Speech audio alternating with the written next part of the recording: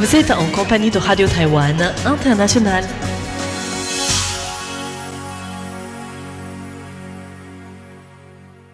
Bonjour tout le monde et bienvenue sur les ondes françaises de Radio Taïwan International. C'est Floriane Day qui vous accueille aujourd'hui, en ce lundi 24 novembre 2025, pour vous présenter le programme du jour. Tout d'abord, Tiffen Lee prendra le micro pour vous présenter l'actualité.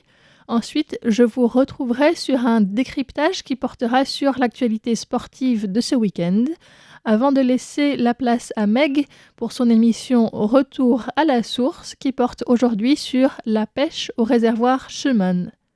Enfin, si vous nous suivez également sur Internet, c'est Thérèse Pan dans l'émission Conte à rebours qui présentera les aventures de Laibouï pris dans un typhon.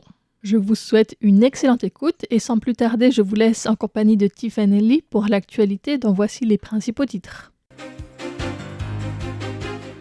L'Internationale libérale vote 2 résolutions en faveur de Taïwan. La diplomatie, les remarques de Sanae Takaichi ne doivent pas être comprises comme une garantie d'intervention militaire. Taïwan remercie le président français pour ses remarques concernant la lutte de Taïwan contre la désinformation. Une délégation de la Chambre basse d'Eswatini en visite à Taïwan. Bonjour à toutes et à tous, bienvenue dans ce journal de l'information présenté par Tiffen Lee. Tout de suite, le développement des principales actualités de ce lundi 24 novembre 2025. L'Internationale libérale vote 2 résolutions en faveur de Taïwan. Lors d'une réunion de l'Internationale libérale le 22 novembre à La Haye, aux Pays-Bas, les partis membres ont adopté 2 résolutions concernant directement Taïwan. L'Internationale libérale est une fédération mondiale de partis politiques libéraux et radicaux du monde entier, fondée en 1947 et siégeant à Londres. La première résolution condamne la répression transfrontalière par les autorités chinoises visant le député taïwanais Puma Chen et affirme que la Chine ne dispose pas de droits juridiques sur Taïwan. Elle appelle au renforcement de la protection juridique et de la coopération internationale pour contrer les répressions transfrontalières menées par les régimes autoritaires. La deuxième résolution appelle à défendre la démocratie et l'ordre mondial en soutenant la résilience de la démocratie taïwanaise et la participation internationale de l'île. Le document reconnaît le rôle crucial de Taïwan dans la résistance mondiale à l'autoritarisme et dans le maintien de la stabilité en Indo-Pacifique. Le député Puma Chen, présent à la réunion, a affirmé qu'il ne suffisait pas de se défendre passivement contre la désinformation. Le député a déclaré qu'il s'agissait d'une guerre asymétrique et que la partie défensive devait s'efforcer de déjouer activement les attaques pour pouvoir devenir plus résiliente. De son côté, la députée taïwanaise Fan Yun, qui assume actuellement la vice-présidence de l'Internationale libérale, a souligné la prévoyance du gouvernement taïwanais qui a pris des mesures visant à réduire la dépendance de Taïwan par rapport à la Chine sur le plan économique, précisant que les investissements en Chine représentaient aujourd'hui moins de 8% de l'ensemble des investissements taïwanais à l'étranger, contre 84% en 2010.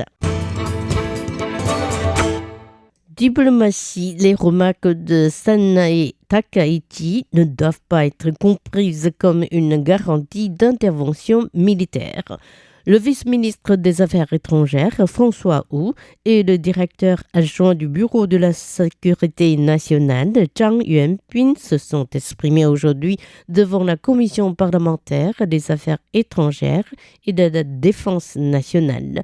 La session questions-réponses portait sur les récentes remarques de la première ministre japonaise Sanae Takaichi, prononcées le 7 novembre dernier devant les parlementaires japonais concernant une éventuelle intervention militaire japonaise en cas d'un conflit armé dans le détroit de Taïwan.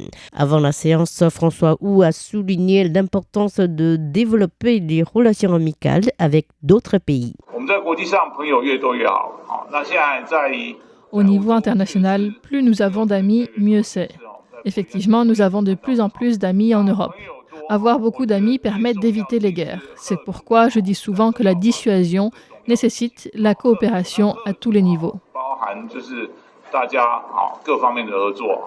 Le vice-ministre a alerté contre une surinterprétation des remarques de la chef du gouvernement japonais, déclarant que les propos de Sanae Takaichi ne devaient pas être compris comme une garantie de soutien militaire à Taïwan et ajoutant que la réaction de Tokyo en cas de conflit dépendrait également de l'opinion publique japonaise et de la position de Washington. Enfin, François Wu a affirmé que le Japon coopérait avec les États-Unis et avec des pays d'Asie tels que les Philippines, la Corée du Sud, mais aussi avec l'Australie en matière de dissuasion militaire. Taïwan remercie le président français pour ses remarques concernant la lutte de Taïwan contre la désinformation. Lors d'une rencontre avec les lecteurs du quotidien La Voix du Nord, à Arras, dans le nord de la France, sur les enjeux démocratiques à l'épreuve des réseaux sociaux et des algorithmes. Le président français Emmanuel Macron a évoqué la lutte exemplaire de Taïwan contre la désinformation face à un voisin géant malveillant.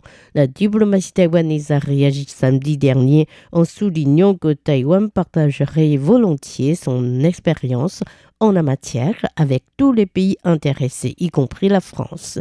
Le gouvernement a ensuite invité tous les pays partageant les mêmes valeurs que Taïwan à travailler ensemble pour lutter contre les fausses informations afin de consolider la résilience de la démocratie. Une délégation de la Chambre basse d'Eswatini en visite à Taïwan. Une délégation dirigée par le président de la Chambre basse du Parlement Swazi, Jabulani Mabuza, est arrivée à Taïwan hier pour une visite de 5 jours jusqu'au 27 novembre. Parmi les membres de la délégation figurent notamment 4 autres députés. La délégation a été accueillie par le vice-ministre des Affaires étrangères, François Wu, à l'aéroport international de Taoyuan. Dans son discours prononcé à son arrivée, le président de la Chambre basse Swazi a souligné l'importance des échanges de haut rang pour les relations bilatérales et a transmis une salutation du roi Mswati III et de la reine douairière Nofombi. Au cours de sa visite, la délégation doit rencontrer le président de la République, Lai Ching-te, et visiter la raffinerie de la compagnie pétrolière CPC à Taoyuan, la Fondation pour le développement et la coopération internationale, ainsi que d'autres établissements liés au développement économique et industriel. La délégation sera également invitée à un banquet présidé par le président du Parlement, Han Kuo-yu, et par le ministre des Affaires étrangères, Lin Jialong. Ce dernier a visité l'Eswatini en avril cette année en tant que représentant du président Lai Ching-te. Lever les restrictions sur l'importation des produits alimentaires à les préfectures touchées par la catastrophe nucléaire de Fukushima. Suite à la catastrophe nucléaire de Fukushima en mars 2011, Taïwan avait fermé ses frontières aux produits alimentaires en provenance des 5 préfectures japonaises les plus touchées, avant une réouverture progressive en 2022 en adoptant le système de double document. Les cargaisons partant pour Taïwan devaient ainsi se doter d'une autorisation d'exportation et d'un certificat d'origine. Par la suite, le 29 août dernier, le ministère de la Santé a annoncé que le système de double document serait supprimé dans 60 jours, signifiant la levée totale des restrictions à l'importation des produits alimentaires importés de Fukushima, Ibaraki, Tochigi, Kunma et Chiba. Toutefois, le ministère a affirmé que par précaution, Taïwan continuait de mener les contrôles sanitaires aux frontières et dans les lieux de production au Japon. De son côté, le ministère des Affaires étrangères a salué la décision du ministère de la Santé, précisant qu'elle serait bénéfique pour le développement des relations entre Taïwan et le Japon. Le ministère de la Santé réagit au premier décès humain du monde provoqué par la grippe aviaire H5N5. Le tout premier cas de décès lié à la grippe aviaire du virus H5N5 a récemment été rapporté aux États-Unis. Le ministre de la Santé, Shi Chongliang, a tenté de rassurer la population hier devant les journalistes. Il s'agit d'un nouveau variant du virus. Selon l'estimation du Centre de contrôle des maladies américain, pour l'instant, il n'y a pas de risque de propagation entre les êtres humains. La source de transmission devrait se limiter à la volaille. Le Centre de contrôle des maladies taïwanais suivra de près l'évolution de la situation. En tout cas, on est entré dans la saison de migration pour les oiseaux. Les voyageurs doivent éviter d'entrer en contact avec des volailles.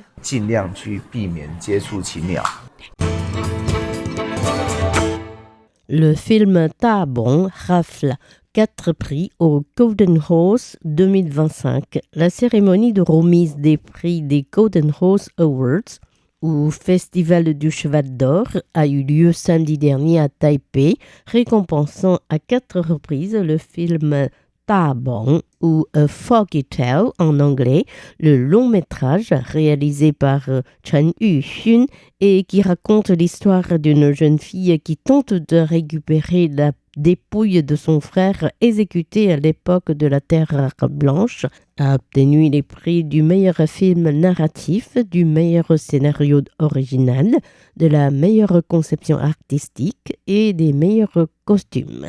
Le prix de meilleur rôle féminin est revenu à l'actrice et célébrité chinoise Fan Bingbing qui incarne le rôle d'une pauvre veuve vivant près de la frontière entre la Malaisie et la Thaïlande dans Mother Bhumi.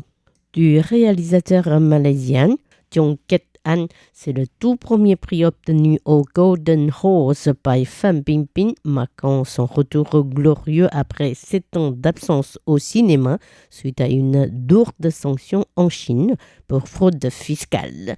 Le prix de meilleur rôle masculin a été remis à l'acteur taïwanais Zhang Zhen pour son rôle dans le film Lucky Lou, réalisé par le Canadien Lloyd Lee Choi, dans lequel il interprète le père d'une petite famille taïwanaise immigrante aux États-Unis. Quant au prix du meilleur réalisateur, il revient au Hongkongais Jun Lee pour Queer Panorama, un film en noir et blanc qui suit un homme homosexuel dans ses aventures d'un soir à Hong Kong, lors desquelles il s'approprie la personnalité de ses amants précédents.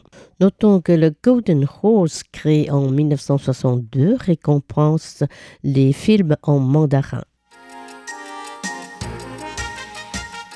C'était Tiffany qui vous a présenté le journal de ce lundi 24 novembre 2025. Merci de votre fidélité et excellente suite de programmes sur RTI.